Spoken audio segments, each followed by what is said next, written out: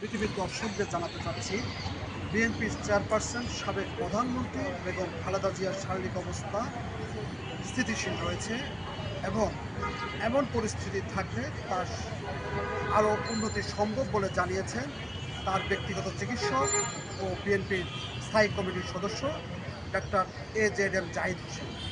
আজ দুপুরে এবার কেয়ার হাসপাতালের সামনে এক ব্রিফিংয়ে তিনি এ তথ্য জানিয়েছেন। তিনি বলেন, বেগম খালেদা জিয়া শারীরিক পরিস্থিতি আগের মতোই রয়েছে, আগের মতো। আজ দুপুরে হাসপাতালের সামনে ব্রিফিংয়ে ডাক্তার AJM জাহিদ হোসেন এ তথ্য জানিয়েছেন। খালেদা জিয়ার শারীরিক অবস্থা প্রসঙ্গে এই চিকিৎসক বলেন, দেশি বিদেশি চিকিৎসকরা যে চিকিৎসা বিএনপির চেয়ারপারসনকে দিচ্ছেন সেটি তিনি এখন গ্রহণ করতে পারছেন। এই অবস্থা বজায় থাকলে আরও উন্নতি সম্ভব বেগম খালেদা জিয়ার।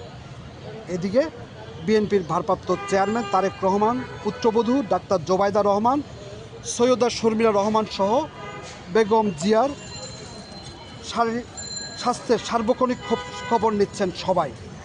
এছাড়া ভিভিআইপি মর্যাদার চিকিৎসারত বেগম জিয়ার নিরাপত্তা ব্যবস্থা হাসপাতালের ভিতরে ও বাইরে আইনশৃঙ্খলা বাহিনীর সদস্যরা তাদের দায়িত্ব পালনে নিয়োজিত রয়েছেন। গত 23শে নভেম্বর বেগম খালেদা জিয়ার স্বাস্থ্যের অবনতি হলে তাকে এবার কেয়ার হাসপাতালে ভর্তি করা হয়।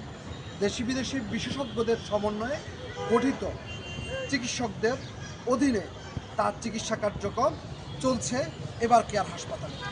ফয়সাল, এখন পর্যন্ত আমার কাছে এই ছিল সর্বশেষ তথ্য।